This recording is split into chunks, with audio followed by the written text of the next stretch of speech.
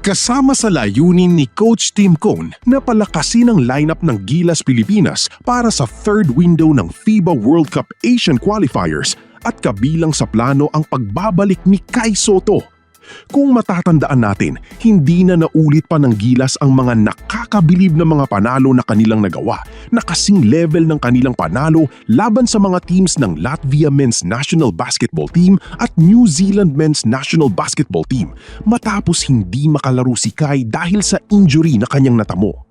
Kinailangan din niya ng mahabang panahon para tuluyang makarecover, kaya malaking bagay ang kanyang posibleng pagbabalik sa kupunan ng Gilas ngayong third window ng FIBA World Cup Asian Qualifiers. Ito ay kung hindi siya maglalaro sa NBA Summer League dahil kung titignan natin ay halos magkasunod ang schedule ng dalawang event, tapos idagdag pa natin yung practice na kailangan ng isang manlalaro o team bago ang kompetisyon. Kaya naman asahan natin na mamimili si Kai Sotto sa dalawang event na ito na paparating.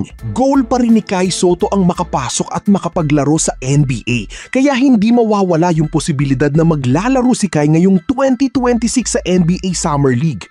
Sa kabilang banda naman, malalakas na mga teams ang makakalaban ng Gilas sa third window ng FIBA World Cup Asian Qualifiers at ito ay ang mga teams ng New Zealand at Australia at gaganapin ang mga laro sa kanilang home court. Ang tanong ngayon, kung meron nga bang mga NBA scouts na manonood sa mga larong ito dahil kung ganun ang senaryo, mas malaki ang chance na maglalaro si Kai Sotto para sa Gilas team sa third window ng FIBA World Cup Asian Qualifiers. Mananatiling palaisipan pa rin sa karamihan ang magiging desisyon ni Kai Sotto kung maglalaro ba siya sa NBA Summer League o para sa Gilas sa third window ng FIBA World Cup Asian Qualifiers. Kaya ang lahat ay nananatiling spekulasyon sa ngayon hanggat wala pang kumpirmasyon mula kay Kai. Mas magiging maganda ang galawan ng Gilas sa opensa. Maibabalik nila ang lakas ng Gilas na tumalo sa mga teams ng Latvia at New Zealand.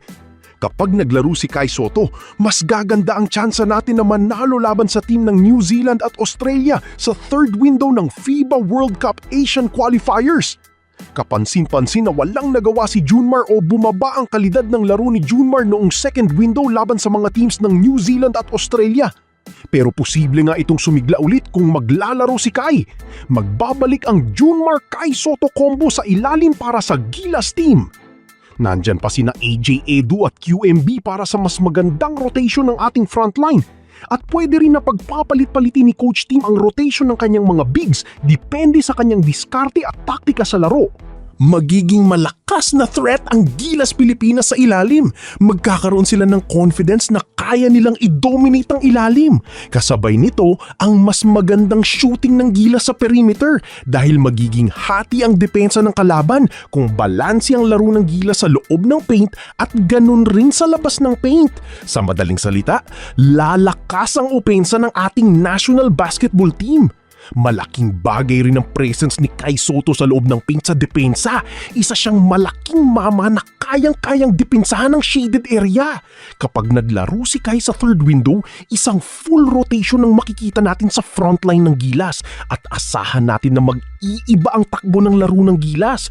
Mas lalakas ang mga ito sa third window ng FIBA World Cup Asian Qualifiers kung merong isang Kai Sotto na maglalaro para sa Gilas. Ang isa pang inaabangan natin sa ngayon ay ang pagtatapos ng naturalization ni Benny Boatwright dahil magkakaroon ng option si Coach Tim Cone at kung sakali rin na wala sa 100% si Justin Brownlee, bigla ang nagka-injury ay may na Benny Boatwright pagdating ng third window ng FIBA World Cup Asian Qualifiers. Napatunayan naman ng mga Gilas guards natin na kayang-kaya nilang mag-ambag ng malakihang puntos sa 3-point area. Pero kung dito lang aasa ang Gilas, walang malakas na laro sa ilalim ay nadedehado pa rin ang Gilas laban sa teams ng New Zealand at Australia. Kaya nga sobrang halaga na makapaglaro si Kai sana sa third window ng FIBA World Cup Asian Qualifiers. Isa pang shooter ang hiling ng mga Gilas fans na maidagdag sa ating lineup at si Jordan Heading ang isa sa naiisip nga natin na pwedeng ipasok ni Coach Tim Cone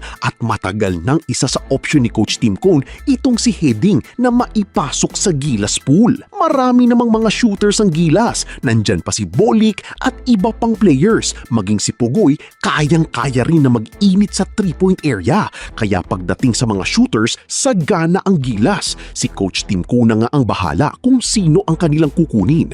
Marami namang suggestion ang mga Gilas fans pero hindi nga lahat mga players na gusto nilang makasama sa Gilas basta-basta na lamang isasama ni Coach Tim sa lineup.